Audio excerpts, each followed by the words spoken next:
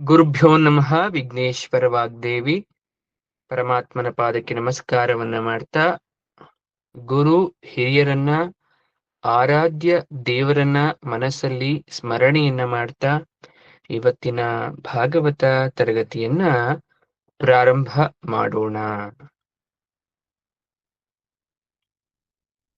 ಅಜಮಿಳನ ಕಥೆಯನ್ನ ನಾವು ಕೇಳಿದ್ವಿ. ಭಾಗವತವನ್ನ ಮುಂದುವರಿಸ್ತಾ ನಾವು ಹೋಗೋಣ ವೃತ್ತಾಸುರನ ವೃತ್ತಾಂತಕ್ಕೆ. ಒಮ್ಮೆ ದೇವೇಂದ್ರ ಇಂದ್ರ ಸಭೆಯಲ್ಲಿ ಎಲ್ಲ ಋಷಿ ಮುನಿಗಳೊಡನೆ, ಎಲ್ಲ ದೇವತಾ ಗಣಗಳೊಡನೆ ವೈಭವದಿಂದ ಸಭೆ ನಡೀತಾ ಇದೆ. ಅಪ್ಸರಿಯರ ಅಮೋಘ ನೃತ್ಯ. ದೇವೇಂದ್ರ ಅಪ್ಸರಿಯರ ನೃತ್ಯವನ್ನ ನೋಡ್ತಾ ಮಗ್ನನಾಗಿ ಕೂತ್ಬಿಟ್ಟಿದ್ದಾನೆ. ಗುರುಗಳಾದ ಬೃಹಸ್ಪತ್ಯಾಚಾರ್ಯರು ಸ್ವಲ್ಪ ತಡವಾಗಿ ಇಂದ್ರ ಸಭೆಗೆ ಬಂದು ಆಸೀನರಾದ್ರು. ಎಲ್ಲರೂ ಎಷ್ಟು ಮಗ್ನರಾಗಿದ್ರು ಅಂದ್ರೆ ಬೃಹಸ್ಪತಿಗಳು ಬಂದರೂ ಕೂಡ ಯಾರೂ ಗಮನಿಸಲಿಲ್ಲ, ಅವರಿಗೆ ಗೌರವವನ್ನ ನೀಡಲಿಲ್ಲ. ಗುರುಗಳು ಅಂದ್ರೆ ಅವರಿಗೆ ಗೌರವವನ್ನ ನೀಡಬೇಕು, ಅವರಿಗೆ ಒಂದು ಸರಿಯಾದಂತ ಸ್ಥಾನಮಾನವನ್ನ ದೇವಲೋಕವಾದರೂ ಅಸುರಲೋಕವಾದರೂ ಭೂಲೋಕವಾದರೂ ನೀಡ್ತಾ ಬರಬೇಕು. ಇದು ಗುರು ಪರಂಪರೆ. ಸತ್ಕರಿಸ್ಲಿಲ್ಲ, ಸ್ವಾಗತಿಸ್ಲಿಲ್ಲ ಬೃಹಸ್ಪತಿಯನ್ನ. ನಾನು ಬಂದದ್ದನ್ನ ಗಮನಿಸದೆ ಗೌರವಿಸದೆ ನೃತ್ಯ ಮಗ್ನನಾಗಿದ್ದ ಆ ಸಭೆಯ ನಾಯಕತ್ವವನ್ನ ವಹಿಸಿದ್ದಂತಹ ಇಂದ್ರನ ಬಗ್ಗೆ ಕೋಪ ಬಂತು, ನೊಂತು ಅವರ ಮನಸ್ಸು, ಗುರುಗಳ ಮನಸ್ಸು ಆ ಕ್ಷಣದಲ್ಲಿ ನೊಂದಾಗ ಸಿಟ್ಟಿಗೆದ್ದು ಅವರು ಮನೆಗೆ ಹೊರಟೋಗ್ತಾರೆ ಸಭೆಯಿಂದ. ಅವರು ತಮ್ಮ ಯೋಗ ಸಾಮರ್ಥ್ಯದಿಂದ ಅವನಿಗೆ ಕಾಣಿಸದೆ ಅದೃಶ್ಯರಾಗಿ ಉಳಿದು ಬಿಡ್ತಾರೆ. ಇಂದ್ರನಿಗೆ ಮತ್ತೆ ಬೃಹಸ್ಪತಿಗಳ ದರ್ಶನ ಆಗ್ಲೇ ಇಲ್ಲ. ಇಂದ್ರ ಗುರುಗಳ ಆಗ್ರಹಕ್ಕೆ ಪಾತ್ರನಾಗಿದ್ದಾನೆ ಎಂಬ ಸುದ್ದಿಯನ್ನ ತಿಳಿದಂತಹ ದೈತ್ಯರು ಕಾಯ್ತಾ ಇದ್ರು ಈ ಕ್ಷಣಕ್ಕೋಸ್ಕರ. ಯಾವಾಗ ಗುರುವಿನ ಬಲ ಇರುತ್ತೋ ಆಗ ಯಾರು ಏನನ್ನೂ ಮಾಡಕ್ಕಾಗಲ್ಲ. ಗುರುವಿನ ಬಲ ಕಳ್ಕೊಂಡಾಗ ರಾಕ್ಷಸರು ನಮ್ಮನ್ನ ಕಾಡ್ಲಿಕ್ಕೆ ಪ್ರಾರಂಭ ಮಾಡ್ತಾರೆ. ಹಾಗೆ ಶುಕ್ರಾಚಾರ್ಯರಿಗೆ ಇದರ ಅನುಭವಕ್ಕೆ ಬಂತು. ಅವರ ಅನುಗ್ರಹ ಬಲದಿಂದ ದೇವತೆಗಳ ಮೇಲೆ ಯುದ್ಧಕ್ಕೆ ಬರ್ತಾರೆ. ಸುಲಭವಾಗಿ ಗುರುವಿಲ್ಲದಂತಹ, ಆ ಗುರುವಿನ ಆಶೀರ್ವಾದ ಇಲ್ಲದಂತಹ ದೇವತೆಗಳನ್ನ ಸೋಲಿಸ್ಬಿಡ್ತಾರೆ. ಪರಾಜಿತರಾದ ದೇವತೆಗಳು ಬ್ರಹ್ಮನ ಬಳಿಗೆ ಹೋಗಿ ದಾರಿ ತೋರಿಸಿ ಅಂತ ಪ್ರಾರ್ಥನೆಯನ್ನ ಮಾಡ್ತಾರೆ. ಆಗ ಬ್ರಹ್ಮದೇವರು ಹೇಳ್ತಾರೆ, ನೋಡ್ರಪ್ಪ, ನೀವು ತೃಷ್ಟಪುತ್ರರಾದ ವಿಶ್ವರೂಪಾಚಾರ್ಯರನ್ನ ಪುರೋಹಿತರನ್ನಾಗಿ ಮಾಡಿಕೊಂಡು ಅವರ ಮಾರ್ಗದರ್ಶನವನ್ನ ಪಡೆದುಕೊಳ್ಳಿ, ಶುಭವಾಗಲಿ ಅಂತ ಅರಸಿ ಕಳಿಸ್ತಾರೆ. ಈಗ ದೇವತೆಗಳು ವಿಶ್ವರೂಪಾಚಾರ್ಯರ ಬಳಿ ಬಂದು ಪ್ರಾರ್ಥಿಸಿದಾಗ ಆಚಾರ್ಯರು ಒಪ್ಪೋದಿಲ್ಲ. ಆದ್ರೆ ದೇವತೆಗಳೇ ಬಂದು ಕೇಳ್ತಾ ಇದ್ದಾರಲ್ಲ, ಅವರ ಒಳಿತಿಗಾಗಿ ಬ್ರಹ್ಮ ದೇವನ ಆಜ್ಞೆಯನ್ನ ಮೀರಬಾರದು ಅಂತ ಒಪ್ಕೊಳ್ತಾರೆ. ದೇವೇಂದ್ರನಿಗೆ ಪರಮ ಪವಿತ್ರವಾದ ನಾರಾಯಣ ವರ್ಮವನ್ನ ಉಪದೇಶವನ್ನ ನೀಡ್ತಾರೆ. ದೇವೇಂದ್ರ ಈ ಮಂತ್ರದ ಸಿದ್ಧಿ ಹೊಂದಿ ಅದರ ಬಲದಿಂದ ದೈತ್ಯರನ್ನ ಯುದ್ಧದಲ್ಲಿ ಗೆಲ್ತಾನೆ. ನಾರಾಯಣ ವರ್ಮ ಮಹಾಮಂತ್ರ, ಸರ್ವ ಸಂರಕ್ಷಣಾ ಸಿದ್ಧಿ ಮಂತ್ರ. ಅದರ ಫಲದಿಂದ ಯಾರು ಏನನ್ನು ಬೇಕಾದ್ರೂ ಜಯಿಸಬಹುದಿತ್ತು. ಈ ನಾರಾಯಣ ಕವಚ ಮಹತ್ವವನ್ನ ತಿಳಿಯೋಣ. ಹಾಗಾದ್ರೆ ಆ ನಾರಾಯಣ ಅಂತಕ್ಕಂಥದ್ದು ಅಷ್ಟೊಂದು ನಮ್ಮನ್ನ ಕಾಪಾಡುತ್ತಾ? ಮಹಾ ಫಲಪ್ರಸಾದ ತರುವ ನಾರಾಯಣ ಕವಚದ ಬಗ್ಗೆ ತಿಳಿಯೋದಾದ್ರೆ, ಗರುಡ ವಾಹನನಾದ ಭಗವಂತ ವಿಶೇಷ ಕೃಪಾ ದೃಷ್ಟಿಯನ್ನು ಹರಿಸ್ತಕ್ಕಂಥ ಕವಚ ಅದು. ಜಲದಲ್ಲಿ ಮತ್ಸ್ಯನಾಗಿ ಕಾಯಲಿ, ತ್ರಿವಿಕ್ರಮನಾಗಿ ಎಲ್ಲೆಲ್ಲೂ ಕಾಯಲಿ, ನರಸಿಂಹನಾಗಿ ಅರಣ್ಯದಲ್ಲಿ ಕಾಯಲಿ, ಯುದ್ಧ ಭೂಮಿಯಲ್ಲಿ ಅಗ್ನಿ ಭಯದಲ್ಲಿ ಕಾಯಲಿ, ಪ್ರಯಾಣ ಮಾರ್ಗದಲ್ಲಿ ಆದಿವರಾಹನಾಗಿ ರಕ್ಷಿಸಲಿ, ಗಿರಿ ಶಿಖರಗಳಲ್ಲಿ ಬೆಟ್ಟ ಗುಡ್ಡಗಳಲ್ಲಿ ಪರಶುರಾಮನ ರೂಪದಲ್ಲಿ ಕಾಪಾಡಲಿ, ಕಾಡಿನಲ್ಲಿ ಪರದೇಶಗಳಲ್ಲಿ ಶ್ರೀರಾಮನಂತೆ ರಕ್ಷಿಸಲಿ, ಅಭಿಚಾರ ಮಾಟ ಮಂತ್ರ ಪ್ರಯೋಗಗಳಿದ್ದಾಗ ಶ್ರೀಮನ್ನಾರಾಯಣನಾಗಿ ರಕ್ಷಿಸಲಿ, ದೈವ ದ್ರೋಹಾದಿ ಪಾಪದಿಂದ ಹಯಗ್ರೀವ ಸ್ವಾಮಿಯಾಗಿ ಕಾಪಾಡಲಿ, ಧ್ಯಾನ ಪೂಜಾ ಲೋಪಗಳ ಪಾಪದಿಂದ ನಾರದ ಮಹರ್ಷಿ ಕಾಪಾಡಲಿ, ನರಕಾದ್ಯನರ್ಥಗಳಿಂದ ಕೂರ್ಮಮೂರ್ತಿ ಕಾಪಾಡಲಿ. ಅಪಥ್ಯದ ರೋಗ ರುಜಿನಗಳಿಂದ ಧನ್ವಂತರಿಯಾಗಿ ಕಾಪಾಡಲಿ. ಶೀತೋಷ್ಣಾದಿ ದ್ವಂದ್ವಗಳಿಂದ ಋಷಭನಾಗಿ ಕಾಪಾಡಲಿ. ಜನಾಪವಾದದಿಂದ ಅಗ್ನಿದೇವ ಕಾಪಾಡಲಿ. ದುಷ್ಕರ್ಮ ಲೋಪದಿಂದ ಬಲಭದ್ರ ಕಾಪಾಡಲಿ. ಅಕಾಲ ಮೃತ್ಯು ಭಯದಿಂದ ಯಮದೇವ ಕಾಪಾಡಲಿ. ಸರ್ಪ ಭಯದಿಂದ ಆದಿಶೇಷ ಕಾಪಾಡಲಿ. ಶನಿಕಾಟದಿಂದ ಕಲ್ಕಿ ಮೂರ್ತಿ ಕಾಪಾಡಲಿ. ಪ್ರಾತಃ ಕಾಲ, ಮಧ್ಯಾಹ್ನ, ಅಪರಾಹ್ನ, ಸಾಯಂಕಾಲ, ಪ್ರದೋಷ, ಅರ್ಧರಾತ್ರಿ, ಅಪರಾತ್ರಿ, ಪ್ರತ್ಯೂಷ, ಸಂಧಿಕಾಲ, ಪ್ರಭಾತ ಅಂತಕ್ಕಂಥ ಸಮಯಗಳಲ್ಲಿ ಕೇಶವ, ನಾರಾಯಣ, ಗೋವಿಂದ, ವಿಷ್ಣು, ಮಧುಸೂದನ, ತ್ರಿವಿಕ್ರಮ, ವಾಮನ, ಋಷಿಕೇಶ, ಪದ್ಮನಾಭ, ಶ್ರೀವತ್ಸಧಾಮ, ಸರ್ವೇಶ್ವರ, ಜನಾರ್ದನ, ವಿಶ್ವೇಶ್ವರ, ಕಾಲಮೂರ್ತಿ ಎಂಬ ನಾನಾ ರೂಪದ ಭಗವಂತ ರಕ್ಷಿಸಲಿ. ಶತ್ರು ಭಯವನ್ನು ಸುದರ್ಶನ ಚಕ್ರ ನಿವಾರಿಸಲಿ. ಯಕ್ಷ, ರಾಕ್ಷಸ, ಕೂಷ್ಮಾಂಡ, ಭೂತ, ಪ್ರೇತ, ಪಿಶಾಚ ಗ್ರಹ ದುಷ್ಟ ಶಕ್ತಿಗಳನ್ನು ನಾರಾಯಣನೇ ನಿವಾರಿಸಲಿ. ಬ್ರಹ್ಮ ರಾಕ್ಷಸ ದುಷ್ಟ ಪೀಡೆಗಳನ್ನ ಪಾಂಚಜನ್ಯದ ಗರ್ಜನೆ ನಿವಾರಿಸಲಿ. ಶತ್ರುವ್ಯೂಹ ದುಷ್ಟ ಶಕ್ತಿಗಳನ್ನು ನಂದಕ ಮಹಾ ಖಡ್ಗ ನಿವಾರಿಸಲಿ. ಪಾಪಗ್ರಹಗಳು, ದುಷ್ಟ ಜನಗಳು, ಕ್ರೂರ ಮೃಗಗಳು, ವಿಷಸರ್ಪಗಳು, ಕಾಡು ಪ್ರಾಣಿಗಳು, ಹಿತಶತ್ರುಗಳಿಂದುಂಟಾಗ್ತಕ್ಕಂಥ ಉಪದ್ರವಗಳನ್ನ ಭಗವಂತನ ನಾಮ, ರೂಪ, ವಾಹನ, ಆಯುಧಗಳು ನಿವಾರಿಸಲಿ. ಗರುಡಾರೂಢನಾದ ಶ್ರೀಮನ್ನಾರಾಯಣ ನಮ್ಮ ಬುದ್ಧಿ, ಮನಸ್ಸು, ಇಂದ್ರಿಯ, ಪ್ರಾಣಗಳನ್ನು ರಕ್ಷಿಸಲಿ. ನಿತ್ಯ ನಿರಂತರ ಕಾಡ್ತಕ್ಕಂಥ ಎಲ್ಲ ಉಪಟಳ, ಉಪದ್ರವ, ತೊಂದರೆ, ಬಾಧೆಗಳನ್ನ ಮಹಾವಿಷ್ಣು ದೂರ ಮಾಡಲಿ. ಹಗಲು ഇരുಳು, ಒಳಗು ಹೊರಗು ಎಲ್ಲ ಭಯಭೀತ ಅಪಮೃತ್ಯುಗಳನ್ನ ಎಲ್ಲ ದಿಕ್ಕುಗಳಿಂದಲೂ ನರಸಿಂಹ ದೇವರು ಸದಾ ರಕ್ಷಿಸುತ್ತಿರಲಿ. ಇದು ನಾರಾಯಣ ಕವಚದ ಮಹತ್ವ. ಇಂತಹ ಅತ್ಯದ್ಭುತವಾದಂಥದ್ನ ಆಚಾರ್ಯರು, ವಿಶ್ವರೂಪಾಚಾರ್ಯರು ಇಂದ್ರನಿಗೆ ಹೇಳ್ಕೊಟ್ಟಾಗ ಇಂದ್ರ ಅದನ್ನಿಂದ ಜಯವನ್ನ ಸಾಧಿಸ್ತಾರೆ. ಹಾಗಾಗಿ ಭಾಗವತದಲ್ಲಿ ಹೇಳ್ತಾರೆ, ನಾರಾಯಣ ಕವಚದ ಮಹತ್ವವನ್ನ ಹೇಳ್ತಾರೆ. ನೋಡಿ, ಇದ್ರಲ್ಲಿ ಯಾವ್ದಾದ್ರೂ ಬಿಟ್ಟೋಗಿದ್ಯಾ? ಏನು ಬಿಟ್ಟೋಗ್ಲಿಕ್ಕೆ ಇಲ್ಲ. ಯುದ್ಧ ಗೆದ್ದ ಸಂಭ್ರಮಕ್ಕಾಗಿ ಇಂದ್ರ ಯಜ್ಞವನ್ನ ಆಚರಿಸ್ತಾ ಇದ್ದಾನೆ. ಯಜ್ಞದ ಪುರೋಹಿತರಾಗಿದ್ದ ವಿಶ್ವರೂಪಾಚಾರ್ಯರು ರಹಸ್ಯವಾಗಿ ಆ ಯಜ್ಞದಲ್ಲಿ ಏನು ಮಾಡ್ತಾ ಇದ್ದಾರೆ? ಸ್ವಲ್ಪ ಸ್ವಾರ್ಥವನ್ನು ಉಪಯೋಗಿಸ್ತಾ ಇದ್ದಾರೆ. ಏನ್ ಸ್ವಾರ್ಥ ಅಂದ್ರೆ, ಎಲ್ಲ ದೇವತೆಗಳಿಗೂ ಹವಿಸ್ಸನ್ನ ಕೊಡ್ಬೇಕಾಗಿತ್ತು. ತಮ್ಮ ತಾಯಿಯ ಸೋದರರು ಆದಂತಹ ದೈತ್ಯರಿಗೂ ಹವಿಸ್ಸನ್ನ ಕೊಡ್ತಾ ಇದ್ದಾರೆ. ರಹಸ್ಯವಾಗಿ, ಯಾರಿಗೂ ಗೊತ್ತಾಗದಂತೆ ಮಂತ್ರವನ್ನ ಅತಿ ಕಡಿಮೆ ಉಸಿರಿನಿಂದ ಹೇಳ್ತಾ ಅವರ ಹೆಸರನ್ನ ಉಚ್ಚರಿಸ್ತಾ ಕೊಟ್ಬಿಟ್ರು.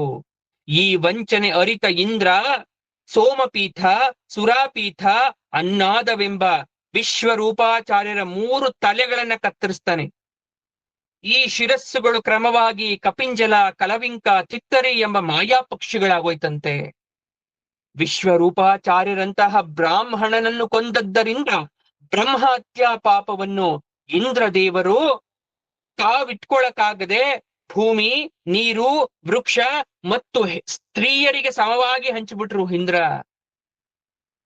ಇಂದ್ರ ತನ್ನ ಮಗನನ್ನು ಹತ್ಯೆ ಮಾಡಿದ ವಿಚಾರ ತಿಳಿದ ವಿಶ್ವರೂಪಾಚಾರ್ಯರ ತಂದೆ ತೃಷ್ಟರು ಸಿಡಿದೆದ್ದು ಬಿಟ್ರು.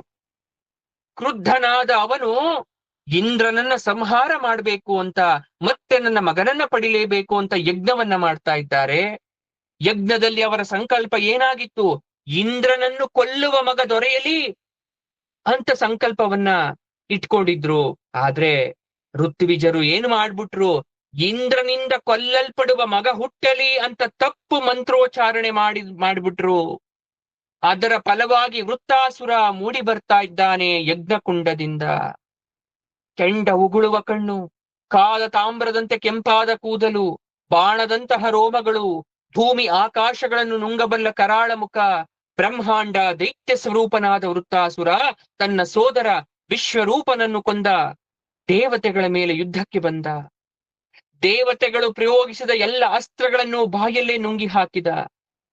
ಬೇರೆ ದಾರಿ ಕಾಣದೆ ನಾರಾಯಣನ ಮೊರೆ ಹೊಕ್ಕರು, ಅನನ್ಯವಾಗಿ ಪ್ರಾರ್ಥಿಸಿದರು. ಆಗ ಶ್ರೀಹರಿ ಪ್ರತ್ಯಕ್ಷನಾಗಿ ಹೇಳ್ತಾ ಇದ್ದಾನೆ ದೇವತೆಗಳಿಗೆ ಏನಂತ?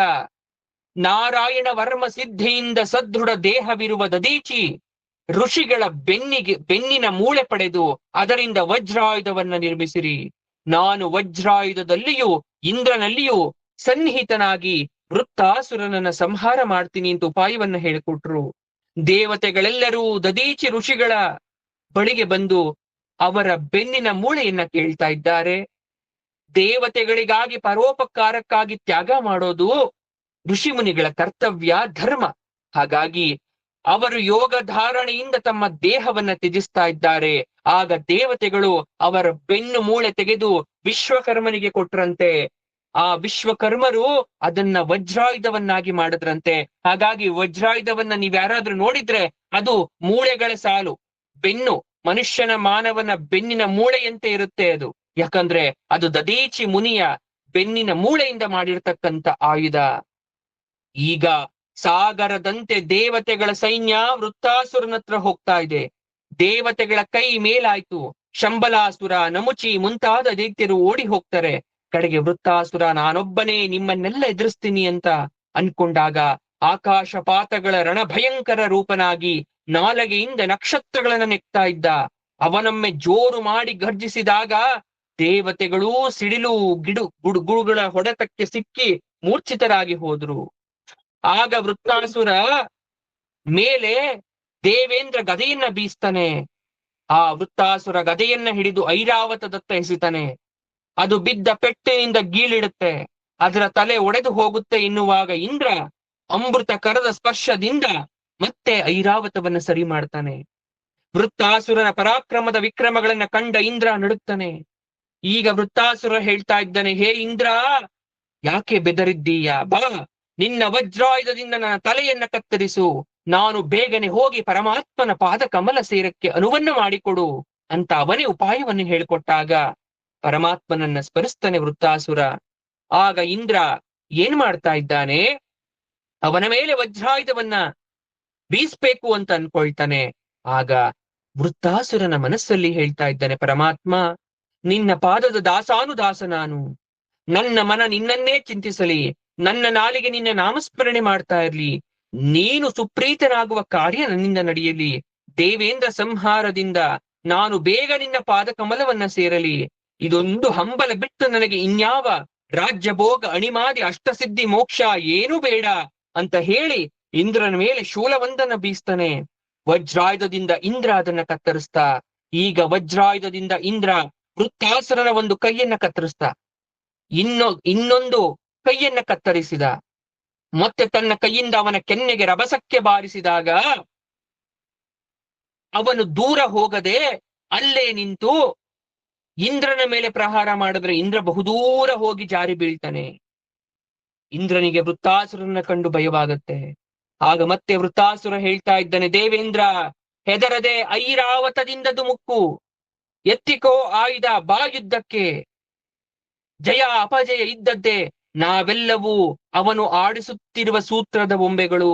ಇಷ್ಟು ಹೇಳುವಷ್ಟರಲ್ಲಿ ದೇವೇಂದ್ರ ಸರ್ರನೆ ಐರಾವತವನ್ನ ಏರಿ ಬಂದು ವೃತ್ತಾಸುರನ ಮತ್ತೊಂದು ಎರಡೂ ಕೈಗಳನ್ನ ಕತ್ತರಿಸಿ ಹಾಕಿದ.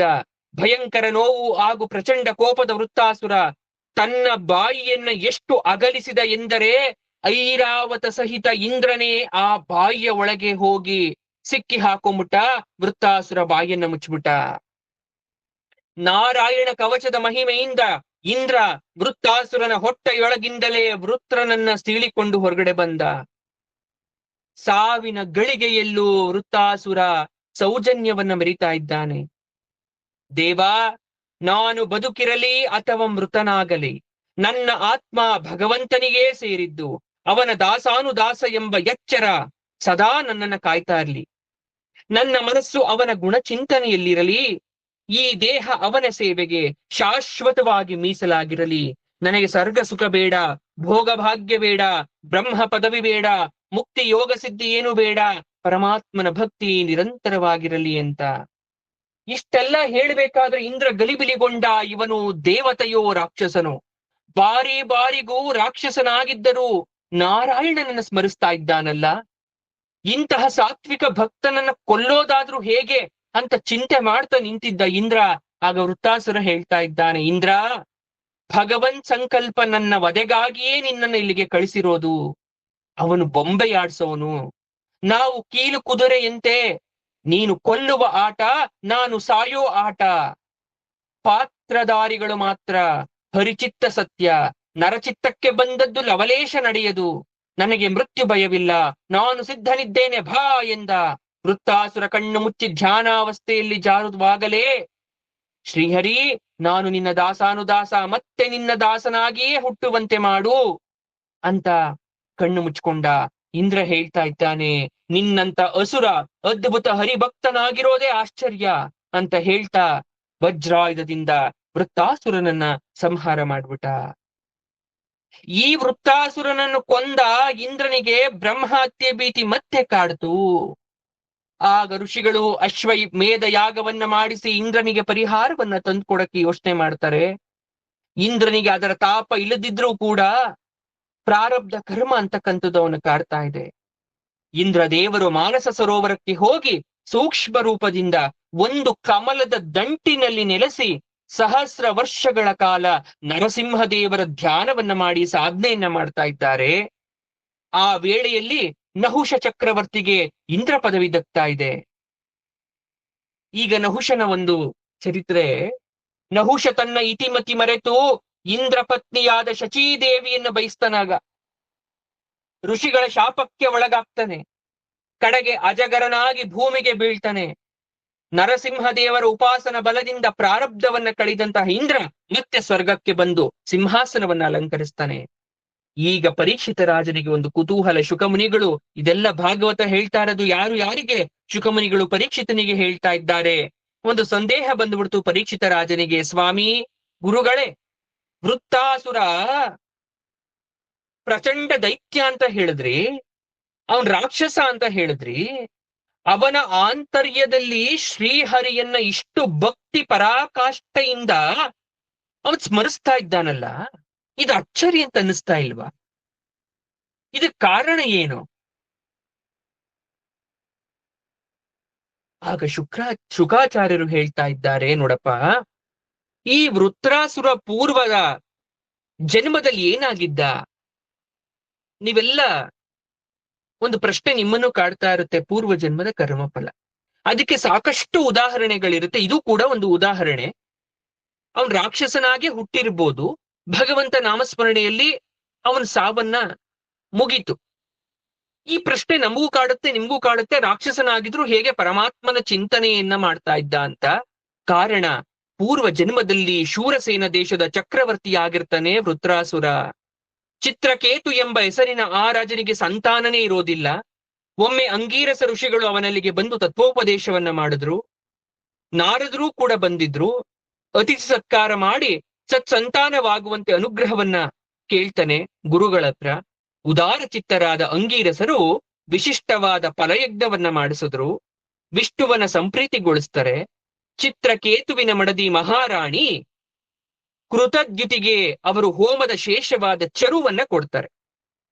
ರಾಜನೇ, ನಿನಗೆ ಜನನದಿಂದ ಸಂತೋಷವನ್ನ, ಮರಣದಿಂದ ದುಃಖವನ್ನ ಕೊಡುವ ಮಗನು ಜನಿಸ್ತಾನೆ ಅಂತ ಆಶೀರ್ವಾದ ಮಾಡಿದ್ರು. ಈಗ ಆ ಕೃತದ್ಯುತಿಯು ಕಾಲಕ್ರಮದಲ್ಲಿ ಗಂಡು ಮಗುವನ್ನ ಹೆತ್ತಾಳೆ. ಮುದ್ದು ಮಗುವಿನ ಸುಂದರ ಮುಖ ನೋಡುತ್ತಾ ಚಿತ್ರಕೇತು ಮಹಾರಾಜ ಕೃತದ್ಯುತಿಯ ಅಂತಃಪುರದಲ್ಲೇ ಅಗಲಿರುಳು ಸಂಭ್ರಮಿಸ್ತಾ ಅಲ್ಲೇ ಎದ್ದುಬಿಟ್ಟ ಹೆಂಡತಿ ಮಗುವಿನ ಜೊತೆಗೆ. ಉಳಿದ ಪತ್ನಿಯರಿಗೆ ಅಸೂಯೆ ಅಸಹನೆ ಹೆಚ್ಚಿ ರಾಜ ನಮ್ಮನ್ನ ಉದಾಸೀನ ಮಾಡ್ತಾ ಇದ್ದಾನೆ ಅಂತ ಆಕ್ಷೇಪವನ್ನ ಮಾಡಿ, ಇಷ್ಟೆಲ್ಲ ಆಗ್ತಾ ಇರೋದು ಆ ಮಗುವಿನಿಂದ, ಆ ಮಗುವೆ ಇರಬಾರದು ಅಂತ ಎಲ್ಲ ರಾಣಿಯರು ಏನ್ ಮಾಡ್ತಾ ಇದ್ದಾರೆ, ತಂತ್ರವನ್ನ ಹೂಡಿ ರಹಸ್ಯದಿಂದ ಮಗುವಿಗೆ ವಿಷವನ್ನ ಉಣಿಸ್ಬಿಟ್ರು. ಮುದ್ದು ಮಗು ಮೃತವಾಗೋಯ್ತು. ಚಿತ್ರಕೇತು ಕೃತಜ್ಞತೆ ಶೋಕದಿಂದ ಪ್ರಲಾಪಿಸ್ತಾ ಇದ್ದಾರೆ. ಮಗುವನ್ನ ಬಿಟ್ಟಿರಲಾಗದೆ ಮತ್ತೆ ಅಂಗೀರಸರನ್ನ ನಾರದರನ್ನ ಕರೆಸಿದ್ರು. ಯೋಗ ಶಕ್ತಿಯಿಂದ ಅಲ್ಲಿಗೆ ಬಂದ ಅಂಗೀರಸರು ನಾರದರು ರಾಜನ ವ್ಯಸನ ಪ್ರಾರ್ಥನೆಯನ್ನ ನೋಡಿದ್ರು. ಮತ್ತೆ ಮಗುವನ್ನ ಬದುಕಿಸಿಕೊಡಿ ಅಂತ ರಾಜ ಕಣ್ಣೀರನ್ನು ಇಡ್ತಾ ಇದ್ದಾನೆ. ಆಗ ಮಂತ್ರ ಶಕ್ತಿಯಿಂದ ಋಷಿಗಳು ಮಗುವಿಗೆ ಮತ್ತೆ ಜೀವವನ್ನ ತುಂಬಿದ್ರು. ಋಷಿಗಳು ಹೇಳ್ತಾ ಇದ್ದಾರೆ ಮಗುವಿಗೆ, ಜೀವನೇ, ಇವರೇ ನಿಮ್ಮ ತಂದೆ ತಾಯಿಗಳು. ಈ ಶರೀರದಲ್ಲಿ ತುಂಬಿಕೊಂಡಿದ್ದು ರಾಜಭೋಗವನ್ನ ಅನುಭವಿಸು ಅಂದ್ರು. ಅದಕ್ಕ ಮಗು ಮಾತಾಡಿ ಹೇಳ್ತಂತೆ, ಸ್ವಾಮಿ, ಇವನು ನನಗೆ ಎಷ್ಟನೇ ತಂದೆ, ಇವಳು ನನಗೆ ಎಷ್ಟನೇ ತಾಯಿ, ಎಷ್ಟು ಜನ ತಂದೆ ತಾಯಿಗಳಲ್ಲಿ ಇವರನ್ನು ಎಲ್ಲಿ ನಾನು ಗುರುತು ಹಿಡಿಲಿ? ನದಿಯ ಪ್ರವಾಹದಲ್ಲಿ ಎಲ್ಲಿಂದಲೋ ಬಂದ ಮರಳಿನ ಕಣಗಳು ಕೆಲಕ್ಷಣ ಬಂದು ಮತ್ತೆ ಇನ್ನೆಲ್ಲಿಯೋ ಚದುರಿ ಹೋಗುವಂತೆ ಈ ಸಂಸಾರದ ಬಂಧ ಸಂಬಂಧಗಳು ದೇಹ ವಿಯೋಗವಿರುವಷ್ಟು ಕಾಲ ಮಾತ್ರ. ದೇಹ ವಿಯೋಗವಾದ ಮೇಲೆ ಮೋಹ, ಅಭಿಮಾನ, ಸ್ನೇಹ ಭಾವ ಇರೋದಿಲ್ಲ. ಹಾಗಾಗಿ ನನಗೆ ಇವ್ರು ಯಾರ ಪರಿಚಯವೇ ಇಲ್ಲ. ದೇಹದ ಮೇಲೆ ಅಭಿಮಾನವಿಲ್ಲ. ನಾನೀಗ ಜೀವ ಮಾತ್ರ. ನನಗೆ ನಿತ್ಯ ಸಂಬಂಧ ಇರೋದು ಪರಮಾತ್ಮನಾದ ಶ್ರೀಹರಿಯ ಜೊತೆ ಅಂತ ಹೇಳಿ ಆ ಮಗು ಬರ್ಲೇ ಇಲ್ವಂತೆ, ಹೊರಟೋಯ್ತಂತೆ. ದೇಹಕ್ಕೆ ಮತ್ತೆ ಮರಳಿ ಬರಲಿಲ್ಲ. ಈಗ ಚಿತ್ರಕೇತುವಿಗೆ ಜ್ಞಾನೋದಯ ಆಗೋಯ್ತು. ನಾರದರ ಉಪದೇಶದಂತೆ 7 ದಿನ ಮಂತ್ರ ಜಪಧ್ಯಾನವನ್ನ ಮಾಡದ. ಈ ಮಂತ್ರ ಸಿದ್ಧಿಯಿಂದ ಆಕಾಶದಲ್ಲಿ ಸ್ವಚ್ಛಂದವಾಗಿ ಎಲ್ಲಿ ಬೇಕಾದರೂ ಹಾರಾಡುವ ವಿದ್ಯಾಧರನಾದ. ಒಮ್ಮೆ ಆಕಾಶದಲ್ಲಿ ಹಾರಾಡ್ತಾ ಕೈಲಾಸದ ಪರ್ವತದ ಕಡೆ ಬಂದ. ರುದ್ರದೇವರ ದಿವ್ಯ ಸಭೆ ನಡೀತಾ ಇದೆ. ಋಷಿಮುನಿಗಳಿದ್ದಾರೆ, ಸಿದ್ಧಚಾರಣರಿದ್ದಾರೆ. ಅಂತಹ ತುಂಬಿದ ಸಭೆಯಲ್ಲಿ ರುದ್ರದೇವರು ಪಾರ್ವತಿಯನ್ನ ಪ್ರೀತಿಯಿಂದ ತೊಡೆಯ ಮೇಲೆ ಕೂರಿಸ್ಕೊಂಡು ಬಾಹುವಿನಿಂದ ಅಲಂಗಿಸ್ತಾ ಇದ್ದಾರೆ. ಇದನ್ನ ಕಂಡ ಚಿತ್ರಕೇತು, ಲೋಕದಲ್ಲಿ ಸಾಮಾನ್ಯ ಜನರೂ ಕೂಡ ಸಾರ್ವಜನಿಕವಾಗಿ ಪತ್ನಿಯೊಡನೆ ಗಂಭೀರ ರೇಖೆ ದಾಟೋದಿಲ್ಲ. ಇಂತಹ ಋಷಿಮುನಿಗಳಿದ್ದರು, ಶಿವಗಣಗಳಿದ್ದರು. ರುದ್ರದೇವ ನಾಚಿಕೆ ಇಲ್ಲದೆ ಪಾರ್ವತಿ ದೇವಿಯನ್ನ ಆಲಿಂಗನ ಮಾಡ್ಕೊಂಡಿದ್ದಾನಲ್ಲ ಅಂತ ಅಣಕದ ಮಾತನ್ನಾಡಿದ. ಇದನ್ನ ತಿಳಿದ ರುದ್ರದೇವ ನಕ್ಕಿ ಸುಮ್ಮನಾದ. ಆದರೆ ಪಾರ್ವತಿ ಸುಮ್ಮನಿರಲಿಲ್ಲ. ಅವಳ ಕಿವಿಗೆ ಈ ಶಬ್ದ ಬಿದ್ದ ತಕ್ಷಣ ಸಿಡಿದೆದ್ದಳು ದೇವಿ. ನನ್ನ ಪತಿ ಇಂದ್ರಾದಿ ದೇವತೆಗಳಿಗೆ ಗುರುಗಳು, ಅತ್ಯಂತ ಮಂಗಳ ಸ್ವರೂಪರು. ಇಂತಹ ರುದ್ರದೇವರನ್ನು ದೇವತೆಗಳ ಶರೀರವಿದ್ದರೂ ಈ ಅಧಮ ರಾಕ್ಷಸ ಭಾವ ಪ್ರಕಟಿಸಿ ತನ್ನ ದುರಹಂಕಾರ ಮೆರೆದಿದ್ದಾನೆ. ರಾಕ್ಷಸ ಭಾವವನ್ನ ಪ್ರಕಟಿಸಿದ ಇವನು ಅಸುರ ಯೋನಿಯಲ್ಲಿ ಹುಟ್ಟಲಿ ಅಂತ ಶಾಪವನ್ನ ನೀಡ್ಬಿಟ್ಲು ಚಿತ್ರಕೇತುವಿಗೆ. ಶಾಪವನ್ನ ಆಲಿಸಿದ ಚಿತ್ರಕೇತು ಈಗ ಸತೀ ದೇವಿಯಲ್ಲಿಗೆ ಬಂದು ಭಕ್ತಿಯಿಂದ ಬೇಡ್ಕೊಳ್ತಾ ಇದ್ದಾನೆ. ದೇವಿ, ನನ್ನದು ಅಪರಾಧವಾಯಿತು, ಕ್ಷಮಿಸಿಬಿಡು. ದೇವತೆಗಳು ಕೊಡುವ ವರ ಅಥವಾ ಶಾಪ ಪೂರ್ವ ಜನ್ಮದ ಕರ್ಮ ಫಲ, ಅದು ತಿಳಿದಿದೆ. ಆದರೆ ನನ್ನ ಶಾಪವನ್ನು ನಾನು ಸಂತೋಷವಾಗಿ ಅನುಭವಿಸ್ತೇನೆ. ಅದನ್ನ ಶೀಘ್ರವಾಗಿ ನಿವಾರಿಸುವ ಶಕ್ತಿ ನಿಮ್ಮದು ಅಂತ ಹೇಳಿ ಹೊರಟೋದ. ಅದೇ ಚಿತ್ರಕೇತು ಈಗ ವೃತ್ರಾಸುರನಾಗಿ ಬಂದಿದ್ದಾನೆ ಅಂತ ಶುಕಾಚಾರ್ಯರು ಪರೀಕ್ಷಿತನಿಗೆ ಹೇಳ್ತಾರಂತೆ. ಈಗ ಗೊತ್ತಾಯ್ತಾ, ರಾಕ್ಷಸ ಧರ್ಮವಾಗಿದ್ರೂ ಕೂಡ ಅವನಲ್ಲಿ ದೇವತಾ ಭಕ್ತಿ ಭಾವ ಹುಟ್ಟೋದು ಅಷ್ಟು ಸುಲಭದ ಮಾತಲ್ಲ. ಕಟುಕನ ಮನೆಯಲ್ಲಿ ದಯಾಗುಣ ಉಳ್ಳುವ ಮಗು ಹುಟ್ಟುತ್ತಂತೆ. ಬ್ರಾಹ್ಮಣನ ಮನೆಯಲ್ಲಿ ಪ್ರಾಣಿ ಹತ್ಯೆ ಮಾಡುವ ಮನಸ್ಸಿರುವ ಮಗು ಹುಟ್ಟುತ್ತಂತೆ. ಸದ್ವಿಚಾರ, ಸದಾಗುಣ, ಶಾಂತಿ, ಸಹನೆ, ತಾಳ್ಮೆ ಇರುವ ಮನೆಯಲ್ಲಿ ಅತ್ಯಂತ ದುರ್ಮಾರ್ಗಿಯ ಮಗು ಒಂದು ಜನಿಸುತ್ತಂತೆ. ಅತ್ಯಂತ ಪಾಪಿಗಳ ಮನೆಯಲ್ಲಿ ಪುಣ್ಯಾತ್ಮವಾದ ಒಂದು ಮಗು ಜನಿಸುತ್ತಂತೆ. ಇದೆಲ್ಲವೂ ಪೂರ್ವ ಜನ್ಮದ ಕರ್ಮಫಲ. ಅವರವರ ಕರ್ಮದ ಫಲದ ಅನುಸಾರವಾಗಿ ಅವರು ಉತ್ತಮ ಕುಲದಲ್ಲೇ ಹುಟ್ಟಿದ್ರೂ ಕೂಡ ನೀಚ ಕಾರ್ಯವನ್ನ ಅರಸ್ಕೊಳ್ತಾ ಇರ್ತಾರೆ. ನೀಚ ಕುಲದಲ್ಲೇ ಹುಟ್ಟಿದ್ರೂ ಕೂಡ ಉತ್ತಮವಾದ ಕಾರ್ಯವನ್ನ ಅವರು ಮಾಡ್ತಾ ಇರ್ತಾರೆ. ಮುಂದೆ ಮತ್ತೊಂದು ಭಾಗವತದ ಒಂದು ಕತೆ ಬರ್ತಾ ಇದೆ. ಯಾವ ಕತೆ? ಕಶ್ಯಪರ ಹೆಂಡತಿ ಅದಿತಿಯ ಮಕ್ಕಳು ಆದಿತ್ಯರು ಅಥವಾ ದೇವತೆಗಳು. ಈ ವಿಚಾರ ನಮ್ಗೆ ಗೊತ್ತಾಯ್ತು. ಇವರ ಇನ್ನೊಬ್ಬ ಹೆಂಡತಿ ದಿತಿಯ ಮಕ್ಕಳೇ ದೈತ್ಯರು. ದಿತಿಯ ಹೊಟ್ಟೆಯಲ್ಲಿ ಹುಟ್ಟಿ ದೈತ್ಯರಾಗಬೇಕಿದ್ದ ಮರುತ್ತುಗಳು ಇಂದ್ರನಿಂದಾಗಿ ದೇವತೆಗಳಾದದ್ದೇ ಒಂದು ವಿಶೇಷ. ಅದು ಭಾಗವತದಲ್ಲಿ ಹೇಳ್ತಾರೆ. ದಿತಿ ದೇವಿಗೆ ತನ್ನ ಸವತಿ ಅದಿತಿಯ ಮಕ್ಕಳಾದ ದೇವತೆಗಳು ಯಾವಾಗ್ಲೂ ನನ್ನ ಮಕ್ಕಳನ್ನ ಬಗ್ಗು ಬಡಿದು ವಿಜೃಂಭಿಸ್ತಾ ಇದ್ದಾರಲ್ಲ, ಇದಕ್ಕೆಲ್ಲ ಏನಾದ್ರೂ ಒಂದು ಪರಿಹಾರ ಬೇಕಲ್ಲ. ದೇವತೆಗಳ ಶಕ್ತಿ ಅಂದ್ರೆ ದೇವೇಂದ್ರ. ಆ ದೇವೇಂದ್ರನನ್ನು ಕೊಲ್ತಕ್ಕಂತ ಮಗನನ್ನ ಪಡೆದು ಬಿಟ್ರೆ ನನ್ನ ಮಕ್ಕಳು ನಿರಾತಂಕವಾಗಿರ್ತಾರೆ. ದೈತ್ಯರಿಗೆ ಯಾರೂ ಮರಣವನ್ನ ತಂದ್ಕೊಡ್ತಕ್ಕಂಥವರೇ ಇರಲ್ಲ ಅಂತ ಏನ್ ಮಾಡ್ತಾ ಇದ್ದಾಳೆ ದಿತಿ? ತನ್ನ ಪತಿ ಕಶ್ಯಪರನ್ನ ಸಂತೋಷದಿಂದ ಸೇವಿಸಿದ್ಲು. ಸಂತುಷ್ಟರಾದ ಅವರು ಏನು ಬರಬೇಕು ಅಂತ ಕೇಳಿದಾಗ ದಿತಿ ಕೇಳ್ತಾ ಇದ್ದಾಳೆ, ಇಂದ್ರನನ್ನು ಕೊಲ್ಲಬಲ್ಲ ಪುತ್ರನನ್ನ ಕರುಣಿಸು ಅಂತ ಕೇಳ್ಕೊಂಡ್ಲು. ಆಗ ಕಶ್ಯಪರು ಹೇಳ್ತಾ ಇದ್ದಾರೆ, ಹಾಗಾಗಬೇಕಾದ್ರೆ 1 ವರ್ಷ ಪುಂಸವನ ವ್ರತ ಮಾಡು, ಪ್ರಬಲನಾದ ಪುತ್ರ ಸಂತಾನ ಭಾಗ್ಯವಾಗುತ್ತೆ. ಅಂತ ಹೇಳಿದ್ರು. ತಪ್ಪದೆ ನಿಷ್ಠೆಯಿಂದ ವ್ರತವನ್ನ ಆಚರಿಸ್ತೇನೆ ಅಂತ ಹೇಳಿ ವ್ರತದ ವಿಧಾನವನ್ನ ಕೇಳಿ ಗಂಡನಿಂದ ಪಡಿತಾ ಇದ್ದಾಳೆ. ಯಾವ ರೀತಿ ಪುಂಸವನ ವ್ರತ? ಮಾರ್ಗಶಿರ ಮಾಸ ಶುಕ್ಲ ಪಕ್ಷ ಪ್ರತಿಪದೆಯಿಂದ ಪ್ರಾರಂಭಿಸಬೇಕು ಈ ವ್ರತವನ್ನ. ಸ್ನಾನಾದಿಗಳಿಂದ ಶುಚಿರ್ಭೂತಳಾಗಿ ಲಕ್ಷ್ಮೀ ಸಹಿತ ಶ್ರೀಹರಿಯನ್ನ ಪೂಜಿಸ್ಬೇಕು. ಭಗವಂತನಿಗೆ ನಿವೇದಿತವಾದಂತ ಅವಿಸ್ಸನ್ನು ಓಂ ನಮೋ ಭಗವತೆ ಮಹಾಪುರುಷಾಯ ಮಹಾನುಭಾವಾಯ ಮಹಾವಿಭೂತಿ ಪದಯೇ ಸ್ವಾಹ ಎಂಬ ಮಂತ್ರದಿಂದ ಅಗ್ನಿಯಲ್ಲಿ 12 ಆಹುತಿ ನೀಡಿ ಹೋಮವನ್ನ ಮಾಡಬೇಕು. ಇಡೀ ವರ್ಷದಲ್ಲಿ ಯಾವ ಪ್ರಾಣಿಗೂ ಹಿಂಸೆ ಮಾಡಿರಬಾರ್ದು, ಯಾರ ಮೇಲೂ ಆಕ್ರೋಶ ಕ್ರೋಧ ಆವೇಶ ಮಾಡಿರಬಾರ್ದು, ಯಾವ ಕಾರಣಕ್ಕೂ ಸುಳ್ಳನ್ನ ಹೇಳಿರಬಾರ್ದು, ಅಸೂಯೆ ಅಸಹನೆ ಬರಬಾರ್ದು, ದುಷ್ಟ ಭಾವನೆಯ ಜನರೊಡನೆ ಸಂಪರ್ಕ ಮಾಡಿರಬಾರ್ದು, ಎಂಜಲನ್ನ ಸೇವಿಸಬಾರ್ದು, ನೀರನ್ನು ಬೊಗಸೆಯಿಂದ ಕುಡಿಯಬಾರದು, ಕಾಲು ತೊಳೆಯದೆ ಉತ್ತರಕ್ಕೆ ಪಶ್ಚಿಮಕ್ಕೆ ತಲೆಯಿಟ್ಟು ಮಲಗಬಾರದು, ಪತಿಯನ್ನು ಪೂಜಿಸಬೇಕು, ಪತಿಯಲ್ಲಿರುವ ಪರಮಾತ್ಮನನ್ನ ತನ್ನ ಹೃದಯ ಗುಹೆಯಲ್ಲಿರಿಸಿ ನಿತ್ಯ ಧ್ಯಾನಿಸಬೇಕು. ಈ ನಿಯಮಗಳಲ್ಲಿ ಒಂದಿಷ್ಟು ನ್ಯೂನತೆ ಬರಬಾರದು. ಹಾಗೆ ವಿಧಿವತ್ತಾಗಿ ನೀನು ಮಾಡಿದಾಗ ಇಂದ್ರ ಹಂತಕ ಮಗ ಹುಟ್ಟುತ್ತಾನೆ ಅಂತ ಮುನಿಗಳು ಹೆಂಡತಿಗೆ ವ್ರತದ ನಿಯಮವನ್ನ ತಿಳಿಸ್ಬಿಟ್ರು. ಈ ರೀತಿ ವರ್ಷ ಪೂರ್ತಿ ವ್ರತವನ್ನ ಆಚರಿಸಿ ಕಾರ್ತಿಕ ಮಾಸದ ಕಡೆಯ ದಿನ ಸಮಾರೋಪ ವಿಸರ್ಜನವನ್ನ ಮಾಡಿ ಮರುದಿನ ಅವಭೃತ ಸ್ನಾನವನ್ನ ಮಾಡಬೇಕು. ಪರಮಾತ್ಮನ ಪೂಜೆ ಹೋಮ ಮಾಡಿ ಹಾಲಿನಲ್ಲಿ ಬೇಯಿಸಿದ ಚೆರುವಿನಿಂದ ತುಪ್ಪದಿಂದ 12 ಆಹುತಿಗಳನ್ನ ಹೋಮಿಸಬೇಕು. 12 ವಿಪ್ರ ದಂಪತಿಗಳಿಗೆ ಭೋಜನ ಮಾಡಿಸಿ ದಾನ ಧರ್ಮಗಳನ್ನು ನೀಡಬೇಕು. ನಮಸ್ಕಾರ ಮಾಡಿ ಅವರಿಂದ ಆಶೀರ್ವಾದವನ್ನ ಪಡೆದು ನಂತರ ಭೋಜನ ಮಾಡಬೇಕು. ಈ ಪುಂಸವನ ವ್ರತ ಐಹಿಕ ಇಷ್ಟಾರ್ಥಗಳನ್ನ, ಸೌಂದರ್ಯ, ಸಂಪತ್ತು, ಸತ್ಸಂತಾನ, ಕೀರ್ತಿ, ಸೌಭಾಗ್ಯವನ್ನ ಕೂಡ ತಂದುಕೊಡುತ್ತೆ ಅಂತ ಹೇಳಿಬಿಟ್ರು. ದಿತಿ ದೇವಿ ಪತಿಯ ನಿರ್ದೇಶನದಂತೆ ಚಾಚು ತಪ್ಪದೆ ಭಕ್ತಿ ನಿಷ್ಠೆಗಳಿಂದ ವ್ರತವನ್ನ ಕೈಗೊಳ್ತಾ ಇದ್ದಾಳೆ. ಇಂದ್ರದೇವರು ತನ್ನನ್ನೇ ಕೊಲ್ಲಬಲ್ಲ ಲೋಕ ಕಂಟಕ ಇವಳ ಗರ್ಭದಿಂದ ಬರದಂತೆ ನೋಡ್ಕೊಳ್ಬೇಕು ಅಂತ ಹುಂಚು ಹಾಕ್ತಾ ಕಾಯ್ತಾ ಕೂತಿದ್ದಾನೆ. ಒಂದು ದಿನ ದಿತಿ ದೇವಿ ಸಂಜೆ ತುಂಬಾ ಆಯಾಸವಾಗಿತ್ತು. ಕಾಲು ತೊಳೆಯದೆ ವಿಶ್ರಾಂತಿಗೆಂದು ಮಲಗಿದ್ದವಳು ಪೂರ್ತಿ ನಿದ್ದೆಗೆ ಜಾರಿಬಿಟ್ಲು. ವ್ರತಭಂಗವಾದ ಈ ಪ್ರಶಸ್ತ ಸಮಯಕ್ಕಾಗಿ ಕಾಯುತ್ತಿದ್ದ ಇಂದ್ರ ಈಗ ತನ್ನ ಯೋಗ ಶಕ್ತಿಯಿಂದ ಅವಳ ಉದರವನ್ನ ಪ್ರವೇಶಿಸಿದ. ಅಲ್ಲಿ ಗರ್ಭಪಿಂಡ ಆಗಲೇ ಬೆಳೀತಾ ಇತ್ತು. ಈಗ ಅವಳ ಗರ್ಭದೊಳಗೆ ಇಂದ್ರ ತನ್ನ ವಜ್ರಾಯುಧದಿಂದ ಗರ್ಭಪಿಂಡವನ್ನ 7 ತುಂಡುಗಳಾಗಿ ಕತ್ತರಿಸ್ಬಿಟ್ಟ. ಆದ್ರೆ ಪರಮಾತ್ಮನ ದಯೆ, ವ್ರತ ಮಾಡಿದ ಫಲವಾಗಿ ಆ ಮಕ್ಕಳು ಸಾಯ್ಲೇ ಇಲ್ಲ.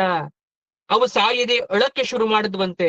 ಈಗ ಇಂದ್ರ ಮತ್ತೆ ಒಂದೊಂದು ಭಾಗವನ್ನ 7 ಭಾಗ ಮಾಡ್ದ, ಮತ್ತೂ ಅಳಕ್ಕೆ ಶುರು ಮಾಡಿದ್ವಂತೆ. ಆಗ ಇಂದ್ರ ಹೇಳಿದ್ನಂತೆ, ಮಾರೋದಿ ಮಾರೋದಿ ಅಂದ್ರೆ ಅಳಬೇಡಿ ಅಳಬೇಡಿ ಅಂತ ಅದನ್ನ ಸಮಾಧಾನ ಮಾಡಕ್ ಹೋದ್ನಂತೆ. ಮಾರೋದಿಯೇ ಮುಂದೆ 49 ಮರುತ್ತುಗಳಾದ್ವು. ಒಂದು ಗರ್ಭಪಿಂಡ 7 ತುಂಡು, 7ನ 7 7 ಇಂಟು 7 49 ಪಿಂಡಗಳಾದ್ವು. ಅವೇ ಮಾರೋದಿಗಳು ಅಥವಾ ಮರುತ್ತುಗಳಾಗೋದ್ವು. ದಿತಿಯು ನಿದ್ರೆಯಿಂದೆದ್ದಾಗ ಅವಳೆದುರು 49 ಜನ ಸುಂದರ ಮಕ್ಕಳು ನಿಂತಿದ್ರಂತೆ. ಇಂದ್ರದೇವನೂ ನಿಂತಿದ್ನಂತೆ. ಆಗ ಇಂದ್ರ ಎಲ್ಲವನ್ನ ಸವೀರವಾಗಿ ಹೇಳಿ ಕ್ಷಮೆಯನ್ನ ಕೇಳಿದ್ನಂತೆ. ಆಗ 49 ಜನರನ್ನ ನನ್ನ ಸಹೋದರರನ್ನಾಗಿ ಸ್ವೀಕರಿಸ್ತೀನಿ, ಅವರನ್ನ ದೇವತೆಗಳ ಗಣಕ್ಕೆ ಸೇರಿಸ್ತೀನಿ ಅಂತ ಇಂದ್ರ ಮಾತನ್ನ ಕೊಟ್ಟಾಗ ದಿತಿಗೆ ಸಂತೋಷವಾಯ್ತಂತೆ. ಈಗ ಇಂದ್ರನೊಡನೆ ಆ ಮರುತ್ತಗಳೆಲ್ಲರೂ ತಾಯಿಗೆ ನಮಿಸಿ ದೇವಲೋಕಕ್ಕೆ ತೆರಳುತ್ತಾರೆ. ಇದು ಒಂದು ವಿಶೇಷವಾದಂತಹ ಹಿನ್ನೆಲೆ ಕತೆ. ಇದಾದ್ಮೇಲೆ ನಾವು ಸಪ್ತಮ ಸ್ಕಂಧಕ್ಕೆ ಹೋಗ್ತೇವೆ. ಅದು ನರಸಿಂಹದೇವರ ವೃತ್ತ ಅಂತ ಬಹಳ ವಿಶೇಷವಾಗಿರ್ತಕ್ಕಂಥದ್ದು ನರಸಿಂಹದೇವರದು. ಆಮೇಲೆ ಜಯ ವಿಜಯರದು ಎಲ್ಲ ವಿಚಾರಗಳು ಬರ್ತಾ ಹೋಗುತ್ತೆ. ಸೊ ಇವತ್ತು ಸಪ್ತಮ ಸ್ಕಂದವನ್ನ ಶುರು ಮಾಡೋದ್ ಬೇಡ, ನಾಳೆ ಶುರು ಮಾಡೋಣ ಅನ್ನೋ ಕಾರಣಕ್ಕೋಸ್ಕರ ಒಂದು ಸಣ್ಣ ಕಥೆಯನ್ನ ಹೇಳಿರ್ತಕ್ಕಂಥದ್ದು. ನಾವು ಮತ್ತೆ ನಾಳೆ ಸಪ್ತಮ ಸ್ಕಂದವನ್ನ ನಾವು ಶುರು ಮಾಡಿ ನರಸಿಂಹದೇವರ ಮಹಿಮೆಯನ್ನ ಕೇಳೋಣ ಅಲ್ವಾ? ಹಾಗಾಗಿ ಸರ್ವಂ ಶ್ರೀ ಕೃಷ್ಣಾರ್ಪಣಮಸ್ತು, ಸರ್ವಂ ಶ್ರೀ ಭಾಗವತ ಪಾದಾರ್ಪಣಮಸ್ತು. ಧನ್ಯವಾದ.